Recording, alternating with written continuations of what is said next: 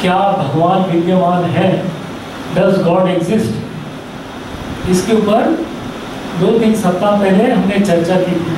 फिर बीच में कुछ फेस्टिवल आ गए, तो उसी भगवद गीता के प्राथमिक कोर्स की उसी श्रृंखला को आगे बढ़ा रहे हैं हम। आज हम क्या चर्चा करेंगे कि क्या धर्म ग्रंथ भगवान के वचन होते भी हैं या नहीं, कैसे प्रमाण मिलेगा। तो जब हमने भगवान विद्यमान है या नहीं, जब इस पर चर्चा की थी तो हमने कई कारण बताए थे। पहली बात तो निसर्ग ने हमारी इच्छा पूर्ति के लिए कई साधन बनाए हैं, है ना। भूख लगती है इसलिए पेट बनाया है, जिह्वा बनाई है कि नहीं। पूजा करने की भी प्राकृतिक इच्छा है हमारी, अपने से किसी वरिष्ठ की पूजा अर्चना करने की इच्छा रहती है मनुष्य के अंदर। आप देखो जो वन मनुष्य भी होते हैं ना, आदिवासी भी होते हैं, वो पर्वत मिला, किसी पर्वत को, अग्नि को, किसी समुद्र को, किसी जल को पूजते रहते हैं, है ना। So that tendency to worship is natural in every human being, है ना। तो जो सबसे उच्चतम शक्ति है, जिसे हम परम शक्तिमान कहते हैं, उसको फिर हम पूजेंगे। तो पहली बात तो ये हमारी जो जरूरत है सृष्टि की, कि हमारी इच्छा रहती है पूजा अर्चना करने की। दूसरी बात, अगर इतनी बड़ी सृष्टि है, इतना बड़ा सृजन है, तो इसका तात्पर्य ये भी है कि कोई ना कोई निर्माता तो होगा, कोई सृजनकर्ता होगा, है ना। कोई भी आप सुंदर रचना देखते हो, आज ये सिंहासन देख रहे हो, तो इसके पीछे कोई बुद्धिमान निर्माता तो होगा जिसने ये सब सुंदर संरचना या ये पूरा श्रृंगार किया है। तीसरी बात, कानून अगर है तो कानून का नियंता भी कोई होगा, कानून का निर्माता कोई ना कोई तो होगा, है ना। तो ये ऊष्मा रसायन, थर्मोडायनेमिक्स, ये गुरुत्वाकर्षण, ग्रेविटी, ये सारे ग्रहों की गतिविधियाँ, ये अपने अपने पूर्व निर्धारित कक्ष में सारे चलते रहते हैं। They keep rotating and revolving in their orbits, है ना। और एक के बाद एक सीजन बदलते हैं, ऋतु बदलते हैं। कभी देखा है कि वो आपस में सौर मंडल में सब क्लैश होते हैं आपस में? नहीं होता है। अपने अपने निर्धारित समय पे, उसी समय पे चांद निकलता है, उसी समय में सूर्यास्त होता है, हर चीज बड़ी निर्धारित तरीके से। आज से 5000 साल बाद सूर्य ग्रहण या चंद्र ग्रहण कब होने वाला है, वो आप चले जाओ अपने पंडित जी के पास, आपको बता देंगे। सारी कैलकुलेशन है ना। तो कोई ना कोई नियंता तो होगा इसके पीछे। तो जब तो फिर भगवान का डेफिनेशन क्या दिया है, भगवान की परिभाषा क्या है? परिभाषा ये है कि वो हर चीज के स्रोत है, परम स्रोत, द सोर्स ऑफ एवरीथिंग। दूसरी बात, सर्वोच्च नियंत्रक है, परम नियंता, है ना, ईश्वर। और तीसरी बात, वो परम भोक्ता है। ये हमने आपको बताया था, जैसे आपको पिछली बार एग्जाम्पल दिया था कि रेस्टोरेंट के अंदर रेस्टोरेंट का मैनेजर होता है, जनरल मैनेजर होता है, कुक होते हैं, वेटर होते हैं, सब पूरा गला होता है जहाँ पर पैसे कैश कलेक्शन होती है। और फिर रात को 11 बजे एक आदमी अपनी मर्सिडीज में आता है, वो कैश गला खोलता है, सारे पैसे बटोर के ले जाता है। अब लोग कहें तू कौन है भाई? तू कौन होता है लेने वाला? मेहनत हमने की, सब कुछ किया, पैसे तू उठा रहे? भाई उठाएगा। अगर वो उस रेस्टोरेंट का मालिक है तो वो लेके जाएगा सारे पैसे उसके अंदर से, है ना। तो इसीलिए चाहे कोई भी काम करे, उसका एंजॉयर कौन होगा? वो रेस्टोरेंट का मालिक होगा, है ना। वो किसी को भी ऑर्डर कर सकता है, लेकिन उसको कोई ऑर्डर नहीं कर सकता। भगवान भी उसी तरह से है, परम भोक्ता, परम नियंता, परम ईश्वर, हर चीज के, है ना। तो ये कैसे पता चलेगा? 3 तरीके बताए थे हमने, प्रत्यक्ष प्रमाण, अनुमान प्रमाण और शब्द प्रमाण। लेकिन क्योंकि हमारी इंद्रियां अपूर्ण है, परम भ्रम कर जाते हैं, धोखाधड़ी करने की हमारे अंदर प्रवृत्ति होती है, इसीलिए ये प्रत्यक्ष प्रमाण और अनुमान प्रमाण पे हम बिलीव नहीं कर सकते। तो फिर क्या करना होगा? शब्द प्रमाण। शब्द प्रमाण सबसे सही है, क्योंकि उसमें समय की, अपनी ऊर्जा की बचत होती है। कैसे पता चलेगा कंप्लीट अथॉरिटी कौन है? प्रूफ क्या होता है? प्रूफ ये होता है कि उस अथॉरिटी को कभी भी गलत साबित ना किया जाए, वो समय की परीक्षा में हमेशा सक्षम हो और उनके दिए गए तत्व कभी भी गलत ना हो। जैसे आपको उदाहरण दिया था, कैसे पता चले कि हमारे पिता हैं? माता पे विश्वास है, उनको पूछिए। तो माता कौन है? हमारे वेद शास्त्र हैं।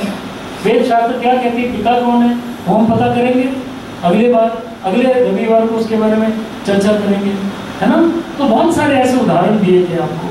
चलिए आइए, आज का हमारा टॉपिक है कि क्या धर्म ग्रंथ भगवान के वचन हैं? कैसे पता चलेगा scriptures are the word of God? ये कैसा पता चलेगा?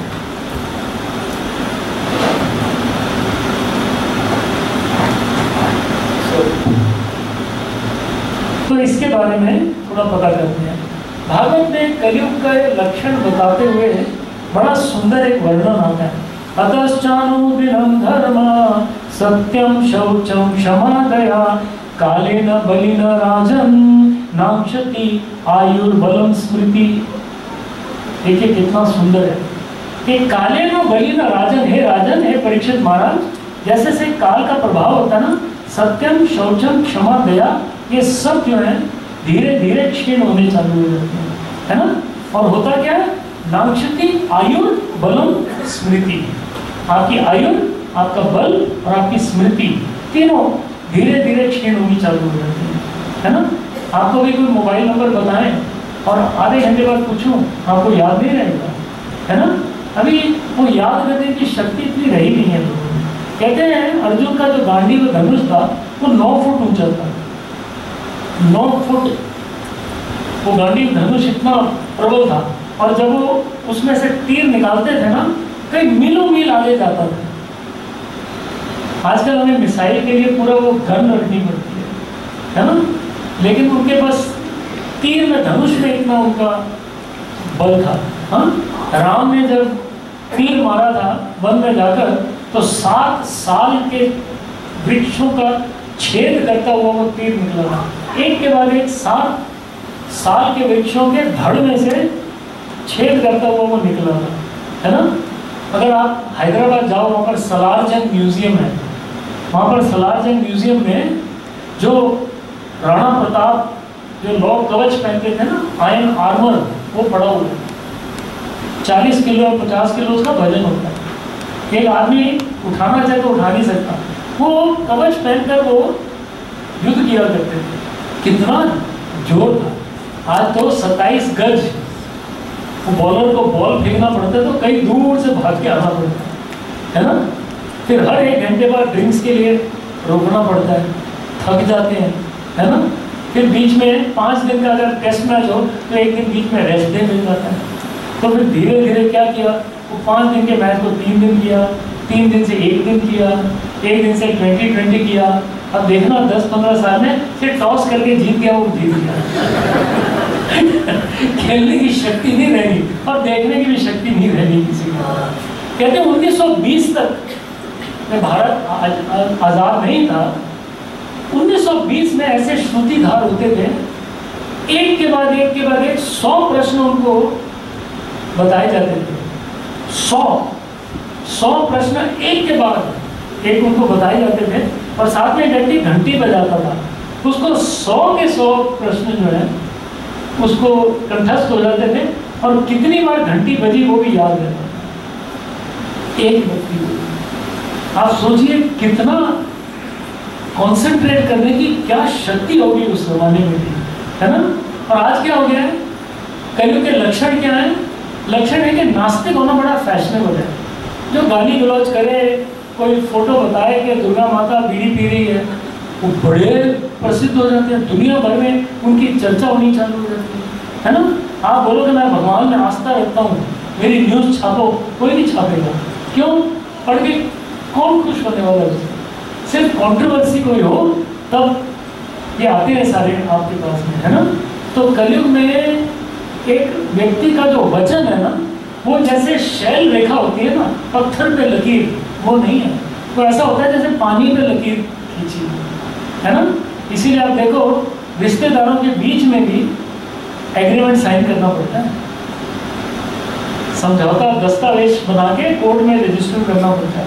क्योंकि वो जवान की वैल्यू नहीं रही है ना। भक्ति सिद्धांत सरस्वती ठाकुर कहते थे ये दुनिया जो है ना आजकल जगत ये शौचालय की तरह है, यहाँ पर कंफर्टेबल होने का प्रयास मत करो। आप बैठो सीट पर, फ्लश करो, निकल जाओ। इसको ज़्यादा साज सजावट करने का कोई फायदा कोई नहीं है। ये जीवन ऐसा हो गया है।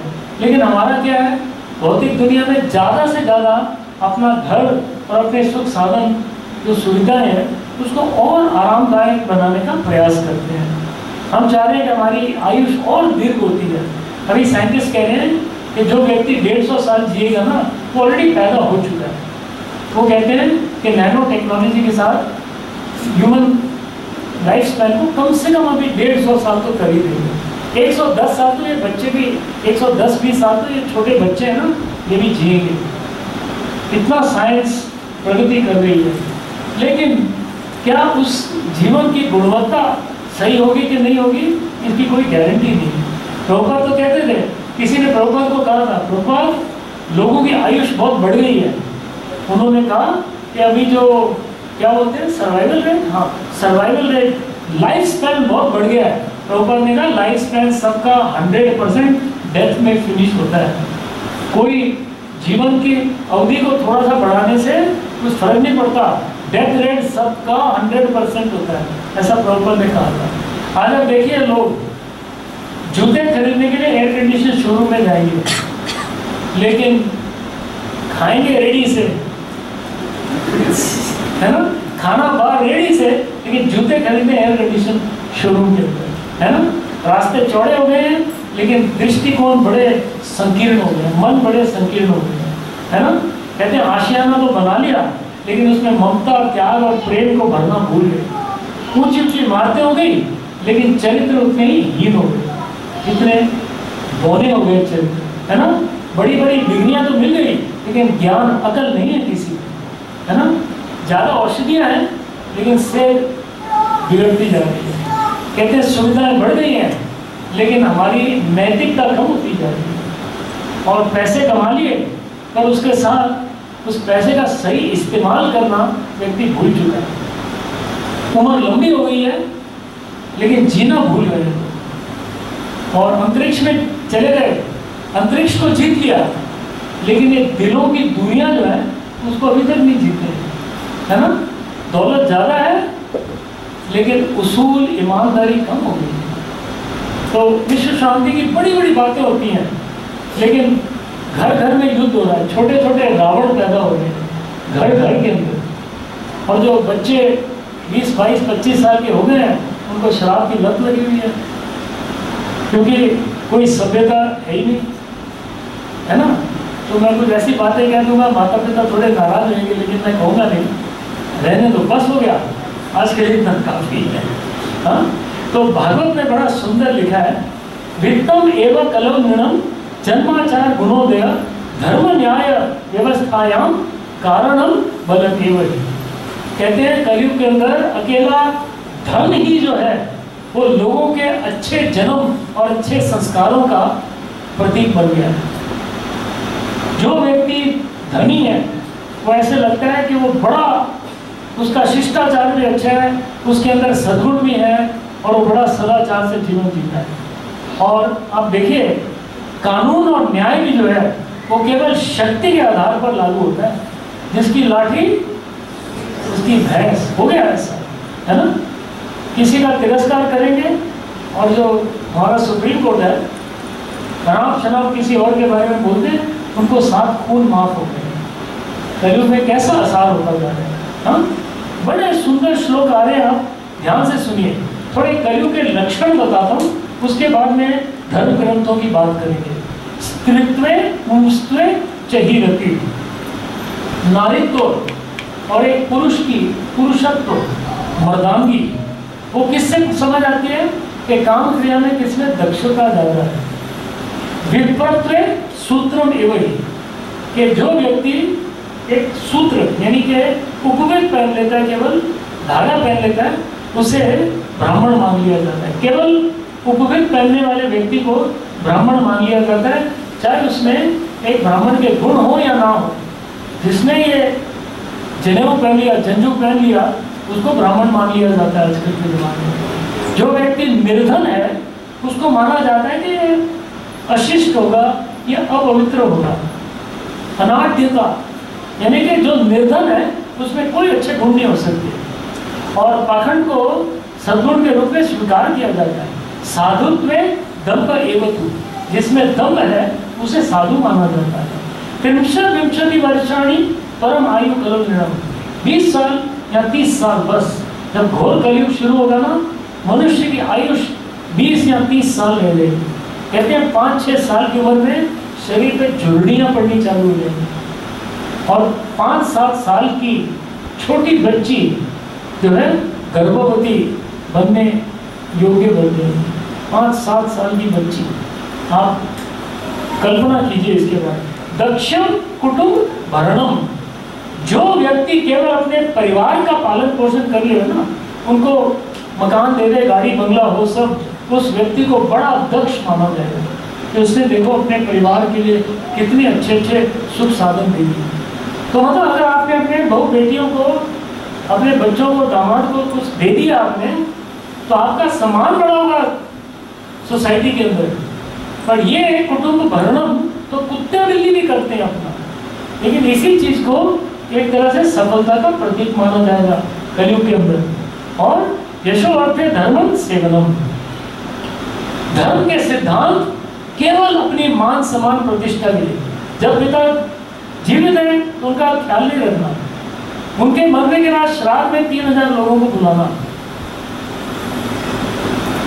यानी उनका चौथा हो तो उसने बहुत अच्छी तरह से चौथा करना, लेकिन जीते जी उनका ख्याल नहीं रखना, है ना, ऐसा हो गया। आप देखिए द्रोणाचार्य कितने विद्वान थे, लेकिन अपने परिवार को पालन पोषण करने के उनके पास पैसे नहीं थे। कहते हैं अश्वत्थामा एक दिन अपने मित्रों के घर गया, वहां पर उसने दूध टेस्ट किया, क्योंकि द्रोणाचार्य के पास इतने पैसे नहीं थे। इतना विद्वान होते हुए भी वो आटा पानी में मिलाकर सफेद रंग बनाकर अश्वत्थामा को कहते थे, बेटा ये दूध है, दूध पी ले। उनके पास गैया नहीं थी। आपको स्टोरी पता है कैसे फिर वो महाराज द्रुपद के पास गए, गाय मांगी थी और फिर उनकी शत्रुता शुरू हुई, फिर धृष्टद्युम्न पैदा हुए, उन्होंने गुरु द्रोणाचार्य का वध किया महाभारत के अंदर। पर कहने का मतलब कि इतने काबिल लोग लेकिन गरीब होते थे, और वो गरीबी स्वयं अपने ऊपर लाते थे। उनको ये नहीं था कि हम पैसे इकट्ठे करें, लेकिन अपना जो संस्कृति है, संस्कार जो है, उसको नहीं त्यागना, है ना। तो ये बात है। थोड़ा लंबा सा एक पैसेज है, ध्यान से, आपका ध्यान नहीं भटकना चाहिए। मैं पढ़ के आपको जरा सुनाता हूँ और देखो क्या ये आजकल हमारे जीवन में लागू होता है या नहीं होता। कलयुग समाप्त होने तक सभी प्राणियों के शरीर आकार अत्यंत छोटे हो जाएंगे और वर्णाश्रम मानने वालों को धार्मिक सिद्धांत विनष्ट वर्णाश्रम मानने वालों के धार्मिक सिद्धांत विनष्ट हो जाएंगे। मानव समाज वेद पथ को पूरी तरह भूल जाएगा और तथाकथित धर्म प्राय नास्तिक होगा। राजे प्राय चोर हो जाएंगे, लोगों का पेशा चोरी करना, झूठ बोलना तथा व्यर्थ की हिंसा करना हो जाएगा और सारे सामाजिक वर्ण शूद्रों के स्तर तक नीचे गिर जाएंगे। गौएं बकरी जैसी छोटी हो जाएगी। गौएं आश्रम संसारिक घरों से भिन्न नहीं होंगे तथा पारिवारिक संबंध तात्कालिक विवाह बंधन से आगे नहीं जाएंगे। अधिकांश वृक्ष तथा जड़ी बूटियां छोटी होंगी। सारे वृक्ष बौने शमी वृक्षों जैसे प्रतीत होंगे। बादल बिजली से भरे होंगे। घर पवित्रता से रहित तथा सारे मनुष्य गधे जैसे हो जाएंगे। उस समय भगवान पृथ्वी पर प्रकट होंगे। वे शुद्ध सतोगुण की शक्ति से कर्म करते हुए शाश्वत धर्म की रक्षा करेंगे। आज से 4,27,000 साल बाद विष्णु यस्य ब्राह्मण के घर मध्य प्रदेश में संभावना डिस्ट्रिक्ट में कहते हैं भगवान कल के अवतार लेंगे। अभी से लिखा हुआ है शास्त्र के अंदर। तो देखिए वेद के बारे में थोड़ी चर्चा करते हैं, वेदों के बारे में। वेद जो है विद्या के मूल ग्रंथ माने जाते हैं, उनमें कोई विकार, कोई त्रुटि नहीं है। ऐसा जो धर्मज्ञ लोग हैं, मनीषी हैं, ऋषि हैं, वो हमें प्रमाण देते हैं। और श्रुति, श्रुति का मतलब जो ज्ञान वेदों का गुरु शिष्य परंपरा के आधार पे प्रसारित हुआ, कोई लिखित किताबें नहीं थी। और ये वेदों को कहा गया अपौरुषेय, यानी कि ये मनुष्य का संकलन किया हुआ, मनुष्य की संरचना की हुई नहीं होते वेद। वेद भगवान के मुखारविंद से निकले हुए होते हैं। और वेद जो है ना, ये सत्य का खुलासा करते हैं। टॉपिक क्या आज का? क्या है टॉपिक? कि क्या धर्म ग्रंथ भगवान के वचन होते हैं, तो उसको हम डेवलप करने का प्रयास करते हैं। तो जो प्रकट सत्य है, इसे संकलित नहीं किया गया था, ये भगवान की वाणी थी, ऐसा प्रमाण शास्त्रों में बताया गया है। और किसी पुस्तक में नहीं लिखा था, ये तो अभी 5000 साल पहले, जब द्वापर युग के अंत में कलयुग का आगमन होने लगा, तो जब ऋषि व्यास ने देखा कि सब जगह पर अभी अपशगुन का वातावरण बन रहा है, और जब उन्होंने देखा कि नांक्षति आयुर्बलम स्मृति, जब लोगों की आयुष, बल और स्मृति सब क्षीण होता जा रहा है, तब उन्होंने अपने स्टेनोटाइपिस्ट गणेश जी को बुलाया और उन्होंने व्यास गुफा में, बद्रिक आश्रम में, आप बद्रीनाथ जाओगे ना तो आपको व्यास गुफा दिखाएंगे उधर। व्यास गुफा बद्रीनाथ मंदिर से हार्डली 15 मिनट के रास्ते के ऊपर है, पैदल जाते हैं व्यास गुफा में। वहाँ पर बैठकर और उन्होंने ये संकलन किया पूरा भागवत का, है ना। तो ये बात होती है। तो काल के प्रभाव से जैसे जैसे पता लगा कि अभी ये ज्ञान लुप्त हो जाएगा, तब ऋषि व्यास ने उसको लिखकर इंगित किया उसको, है ना। तो प्रश्न ये उठता है, शास्त्र का अर्थ क्या है? शास्त्र क्या होता है? बड़े सामान्य परिभाषा में अगर बताएं तो शास्त्र जो है वो एक आदेश पत्रिका है। जैसे आप कोई यंत्र खरीदते हो, कोई गैजेट खरीदते हो, तो उसके साथ आपको एक इंस्ट्रक्शन मैन्युअल आता है, निर्देश पत्रिका, है ना। तो वो कौन लिखता है? वो इंस्ट्रक्शन मैन्युअल कौन बनाता है? जो उसका निर्माता होता है। आप एक फ्रिज खरीदो, एक टेलीविजन खरीदो, तो एक साथ में मैन्युअल आ जाता है, इंस्ट्रक्शन मैन्युअल। जो उसका ओरिजिनल इक्विपमेंट मैन्युफैक्चरर होता है, वो उस निर्देश पत्रिका को बनाता है कि देखो इसका ऐसे ऐसे इस्तेमाल करोगे तो आपको अच्छी सर्विस मिलेगी, ये गैजेट की अच्छी सर्विस मिलेगी। बेढंगे तरीके से गलत सॉकेट में डाल दो, गलत चीज़ें कर दो, तो वो खराब हो जाएगा, है ना। तो अगर आप वो निर्देश पत्रिका पढ़कर अपना माइक्रोवेव या आपका फ़ोन या आपका फ्रिज वापरोगे, तो सालों साल उसकी आपको सेवा प्राप्त होगी, है ना। तो प्रश्न ये उठता है कि यदि भगवान ने ये शास्त्र हमें दिए हैं, तो फिर इसमें इतना विभाजन, इतनी विभिन्नता क्यों नहीं? जैसे बोलते हैं कुरान शरीफ एक ही उनका स्क्रिप्चर है और कुछ नहीं, तो हम लोगों को इतने सारे स्क्रिप्चर क्यों दे दिए? गीता दे दी, वेद, उपवेद, वेदांग, पुराण, उपनिषद, आरण्यक, इतिहास, इतने सारे क्यों? भगवत गीता, भागवत, रामायण, महाभारत, इतने सारे शास्त्र क्यों दे दिए और हमें कंफ्यूज कर दिया? तो देखिए, बात को समझिए, सारे धर्मों का सार एक ही होता है। इतने सारे धर्म क्यों? मैं समझाता हूं आपको सारी बात। धर्म ग्रंथों में और धर्म में इतना अंतर क्यों है, इसका भी आपको उत्तर देता हूं। देखिए, वास्तव में धर्म ग्रंथ अलग नहीं होते, एक ही होता है। डिफरेंस क्या होता है उसमें? समय, काल, परिस्थिति और स्थान की वजह से उसको अलग अलग रूप में उसको प्रकाशित किया जाता है। जैसे अभी कोई यहाँ पर सर्जन बैठा हो हमारी सभा में, कोई MS जनरल सर्जरी किया हुआ, या कोई DM गैस्ट्रोएंटरोलॉजिस्ट हुआ, तो एक छोटा सा बच्चा अगर उसको जाके पूछे कि डॉक्टर साहब, जब मैं प्रसाद खाता हूँ या खाती हूँ तो वो प्रसाद कहाँ जाता है? तो डॉक्टर क्या समझाएगा छोटे से बच्चे को? बोलेगा बेटा, तुम जब खाते हो पेट में जाता है, पेट में ऊर्जा बनती है, और जो आपका जो वेस्ट होता है वो आपके गुर्दे के माध्यम से निकल जाता है, और बाकी का जो भोजन है आपको शक्ति देता है, आपको स्ट्रॉन्ग कर देता है, तो बच्चा संतुष्ट हो जाएगा। लेकिन यही प्रश्न अगर कोई 10वीं का छात्र पूछे कि डॉक्टर साहब ये जो भोजन खाते हैं कहाँ जाता है, तो फिर डॉक्टर साहब क्या करेंगे, जो आहार नलिका है जिसको हम कहते हैं एलिमेंट्री कैनाल, वो थोड़ा सा लिवर का, थोड़ा सा गॉल ब्लैडर का, थोड़ा सा पेट का, थोड़ा बड़ी और छोटी आंतरिक के आंतों के बारे में बताएगा ना कि ऐसे ऐसे ये भोजन एब्जॉर्ब होता है सब। लेकिन कोई MBBS का स्टूडेंट आके उस व्यक्ति को पूछे, वो क्या बताएगा?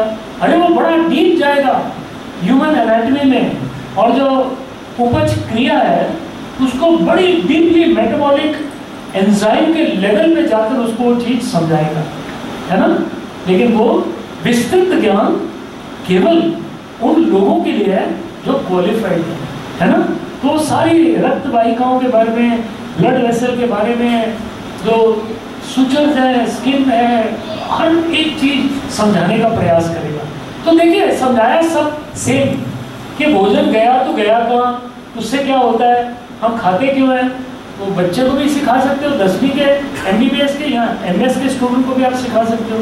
जैसे डिक्शनरी भी होती है, जब हम स्कूल में पढ़ते थे, 5वीं में पढ़ते थे, एक पॉकेट डिक्शनरी लेके जाते थे स्कूल में, पतली सी, है ना। लेकिन उसके अलावा कॉलेज की डिक्शनरी और बड़ी होती है।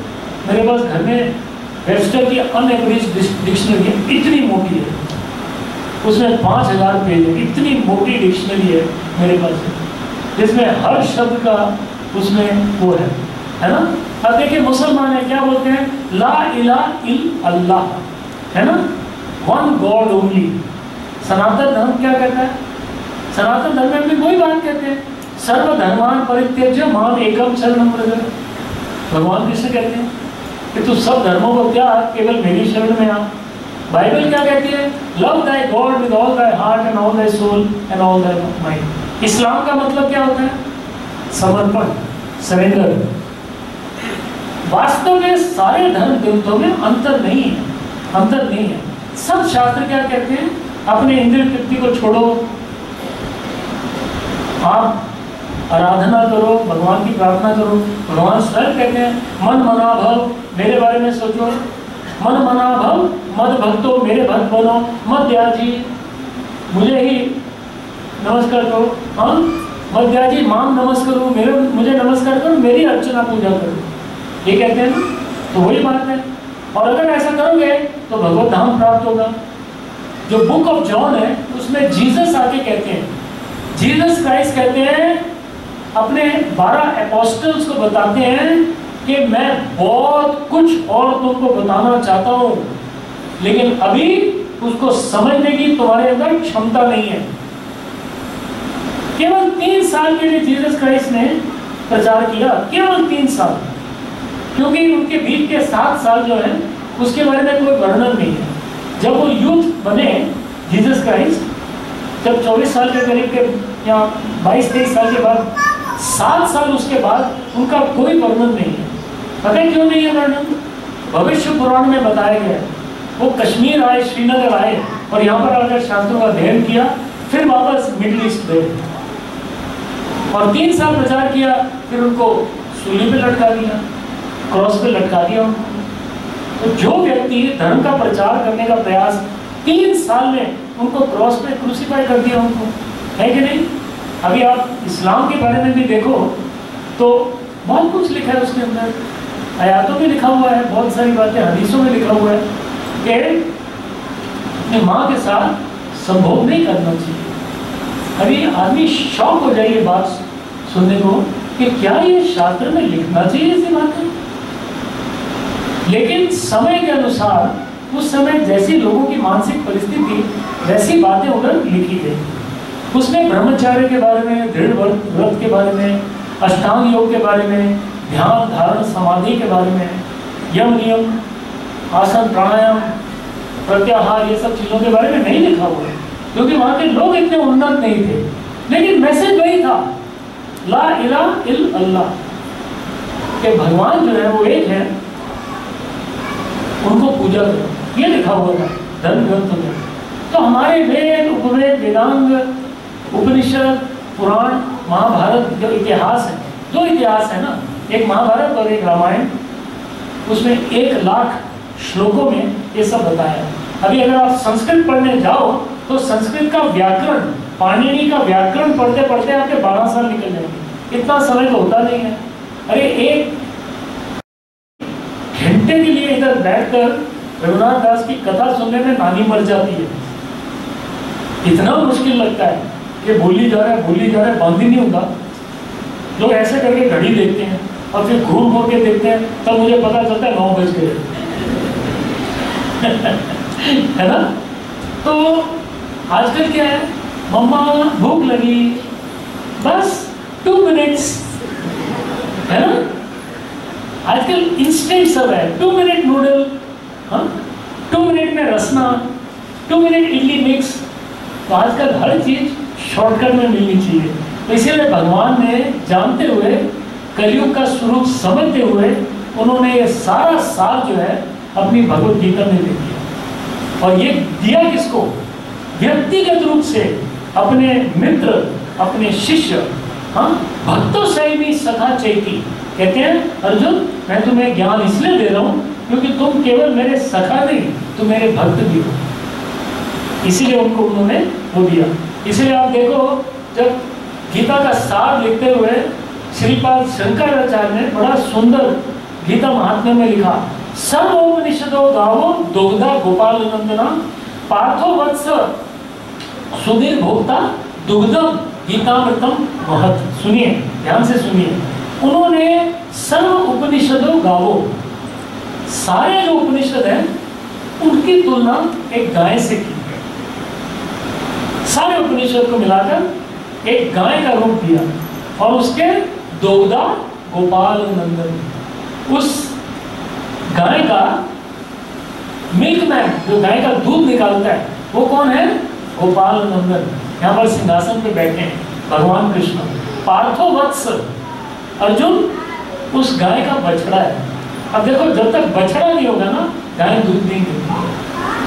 तो गीता सुनाने के लिए ऐसा गाय रूपी गीता का दूध पाने के लिए एक अर्जुन जैसा बछड़ा चाहिए, है ना। दुग्धा गोपाल नंदन पार्थो वत्स सुधीर भोक्ता। और ये जो सब लोग बैठे हैं, ये सुधीर भोक्ता है और ये गीतामृत पी रहे हैं। तो गाय में उपनिषद, दुग्धा गोपाल नंदन, अर्जुन बछड़ा और आप और मैं वो दूध गीतामृत महत्। गीता का जो अमृत का पान है वो सब हम भोक्ता जो है हम लोग कर रहे हैं उस चीज की, है ना। तो देखिए, गीता सुनने के लिए, गीता के सार को समझने के लिए सेल्फ रियलाइजेशन, आत्मबोध होने की बड़ी आवश्यकता है। इसीलिए भागवत कहता है निगम कल्पत्र और गणितम फलम। ये जितना भी वैदिक वाङ्मय है, इस वैदिक वाङ्मय का कल्प वृक्ष जो है, उसका सबसे मीठा मधुर फल जो है वो भागवत पुराण है। इसीलिए भागवत में बताया, श्रीमद् भागवतम पुराण मूलम यद वैष्णवानां प्रियम यस्यं पारमंस्यमेकममलं ज्ञानं परं गीयते तत्र ज्ञान विराग भक्ति सहितं नैष्कर्म्यमवेष्टितं तच्छृण्वन् सुपठान् विचारणो परो भक्त्या विमुच्येत। ये गीता इतना सुंदर प्रमाण मंगलम, ये अमल पुराण है। इस गीता को निर्दोष पुराण कहा जाता है। इसमें एक भी त्रुटि नहीं है, एक भी गलती नहीं है, कंप्लीट है, मधुर फल है बिल्कुल। अखिलम मधुरम है। आजकल मधुरम का अलग मीनिंग होता है, क्या है? अखिलम मधुरम, हृदयम मधुरम। हृदय मधुरम क्या मतलब? हाँ, कार्डियोमेगाली, खून इतना मधुर हो चुका है। उस दिन महाराज जी की कथा सुनने गए, उन्होंने बड़ा सुंदर बताया, नयनम मधुरम डायबिटिक रेटिनोपैथी। हाँ, सब कुछ मधुर हो चुका है, खून इतना मीठा हो चुका है कि शरीर की सिट्टी पिट्टी घुल हो चुकी है कि नहीं। ये भागवतम जो है ये अमल पुराण है, इसमें कोई दोष नहीं है बिल्कुल। और इसको सुनने से भक्त्या विमुच्येन, इसके अंदर ज्ञान, वैराग्य, भक्ति सहितम, नैष्कर्म्यम, अविष्कृतम, सब कुछ एक शास्त्र में है। इसीलिए इसको अमल पुराण कहा जाता है, भागवत पुराण, है ना।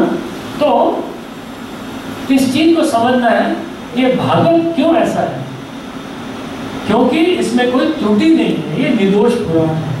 तो आज हमने क्या सीखा, क्या सीखा हमने शास्त्रों के बारे में सीखा कि हमारे वेद जो है इनफॉलिबल है, अचूक है, इसमें कोई फॉल्ट नहीं है, एक भी फॉल्ट नहीं है। इसलिए जब कहा जाता है कि गाय का गोबर विशुद्ध है, तो बिल्कुल विशुद्ध है। वो भूगोल के बारे में बताया, सप्तद्वीप के बारे में बताया, जो अभी 200-300 साल पहले लोगों को पता चला, और हमारे हजारों साल पहले शास्त्र मिल गया था भूगोल, ये धरती गोल है, आकार है ना। तो देखिए हमारे शास्त्र क्यों मानने जरूरी है, क्योंकि किसी परिस्थिति में ये कभी गलत साबित नहीं होते। समय की परीक्षा में शास्त्र में कभी भी कोई त्रुटि नहीं आई है। पिछले 5000 साल जब से ये लिखे गए हैं, एक भी फॉल्ट शास्त्र में नहीं मिलेगा, एक भी फॉल्ट नहीं मिलेगा। मैं भी वेद शब्द का अर्थ मैंने आपको बताया कि ज्ञान जो है वो वेद शब्द जो है उसको बताया गया है। अच्छा, इतने शास्त्र क्यों हैं? क्योंकि जैसे जैसे लोगों की बुद्धि है, जैसे जैसे लोगों के अंदर सीखने की सक्षमता आती है, वैसे वैसे शास्त्र को प्रदर्शित किया जाता है ना, ये बात होती है। और भगवत गीता के सौंदर्य के बारे में मैंने आपको बताया, सर्व उपनिषदों गावो दुग्धा गोपालो नंदना। अब देखिए शास्त्र में प्रमाण देखिए कि भगवान के बारे में क्या क्या प्रमाण दिए हैं। मैं सिंपल एक ही शास्त्र की बात करूँ, मैं केवल गीता की बात करूँ। भगवान कृष्ण कहते हैं मतः परतरम नान्यत्, अर्जुन जान लो मेरे परे और कोई सत्य नहीं है। मतः परतरम न अन्यत् किंचित अस्ति धनंजय मयि सर्वमिदं प्रोतम सूत्रे मणिगणा। जिस प्रकार ये माला है, ये धागे में पिरोई गई है ना, इसका जो धागा आपको नजर नहीं आता, लेकिन भगवान कहते हैं जैसे मणियों को एक धागे में पिरोया जाता है, वैसे इस पूरे ब्रह्मांड को जिस धागे में पिरोया, सूत्रे मणिगणा युगम, मैं वो सूत्र हूँ जिसके अंदर ये पूरे ब्रह्मांड को पिरोया गया है।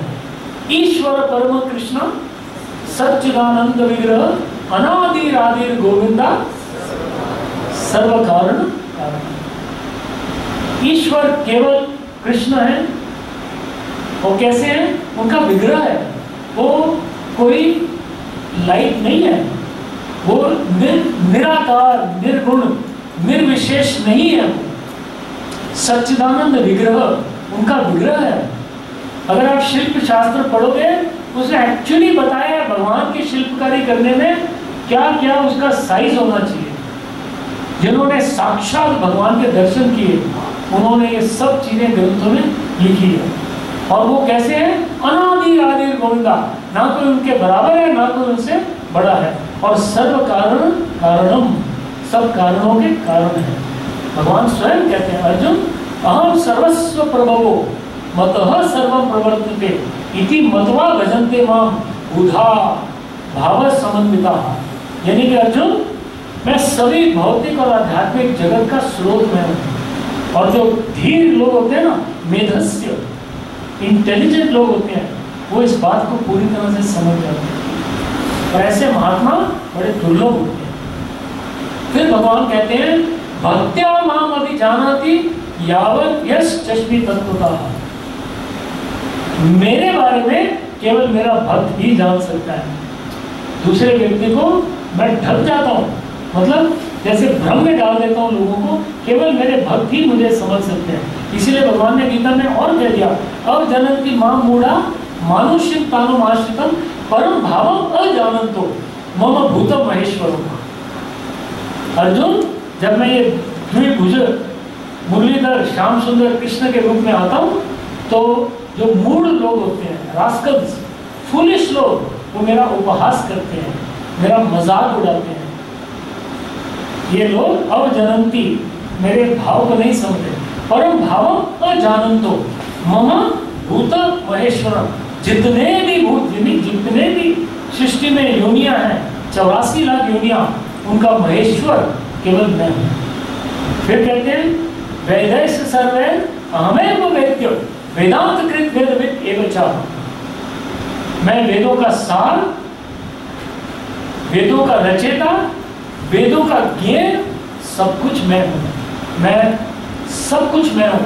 हमने वेद की परिभाषा बताई, भगवान कहते हैं अहम, मैं ही वो वेद हूं। फिर भगवान कहते हैं, मतलब ये बात कही गई है, भागवत में कही गई है, पहले स्कंद के 3 अध्याय के 28वें श्लोक में, कहते हैं चांश कल पुंस कृष्णास्तु भगवान स्वयं इंद्राणि व्याकुलम इदम हृदयंति युगे युगे। कहते हैं चांश कल पुंस, जितने भी भगवान के अंश और अंशों के अंश हुए हैं, उनमें भगवान की उपाधि केवल कृष्ण की है। 88,000 संत जो नैमिषारण्य के जंगल में बैठकर और विश्व शांति के लिए यज्ञ कर रहे हैं, उन लोगों ने सबने माना कि भगवान की उपाधि केवल और केवल कृष्ण को दी गई है। ईश्वर सर्वभूतानां हृदय से अर्जुन तिष्ठति ब्राह्मयन् सर्वभूतानि यंत्र गूढ़ानि मायया। अर्जुन, ईश्वर के रूप में मैं सबके हृदय में अवस्थित हूँ, और जिस प्रकार वाहन चालक वाहन चलाता है और पैसेंजर बैठता है, मैं वो वाहन चालक हूँ। यंत्र रूढ़ानि माया, मैं सबको इस वाहन में, मैं चालक में हूँ। और भगवान ने कह दिया सर्व योनेषु कौन्तेय, सर्व योनेषु कौन्तेय मूर्तयन्ति सर्ववन्ति तासाम ब्रह्म महद योनि अहम बीज प्रदापिता। अर्जुन, जान लो, सब योनियों का बीज प्रदाता पिता मैं हूं। I am the seed giving father of all species of life. ब्राह्मणों ही प्रतिष्ठा हम अमृतस्य व्ययस्य च शाश्वतस्य च धर्मस्य सुखस्य कांतिकस्य च। यानी कि भगवान कहते हैं अर्जुन, मैं ही वो निराकार ब्रह्म जो है उसका आधार भी मैं हूं। ब्राह्मणों ही प्रतिष्ठा हम, जिसको आप निराकार कहते हो ना, उसका आधार भी मैं ही हूं। जो भी अजर अमर शाश्वत और अनंत है वो वास्तव में मैं हूं। आत्मा का मूल और आपका संवैधानिक परिस्थिति और परम आनंद का स्रोत जो है अर्जुन, वो मैं हूं। कितने और प्रमाण आपको चाहिए, कितने आपको और प्रमाण चाहिए कि जो भगवान है और उनका जो ग्रंथ जो है, भगवान के ग्रंथ जो है, धर्म ग्रंथ, ये भगवान के ही वचन है। और आगे जाकर भगवान एक और बड़ी सुंदर अपने धाम के बारे में भी गीता में बता देते हैं। न तद भास्यते सूर्यो न शशांक न पावक यद गत्वा न निवर्तन्ते तद धामम परमम मम। अर्जुन, मेरा धाम कैसा है? न तद भास्यते सूर्यो, वहां पर सूरज की आवश्यकता नहीं है।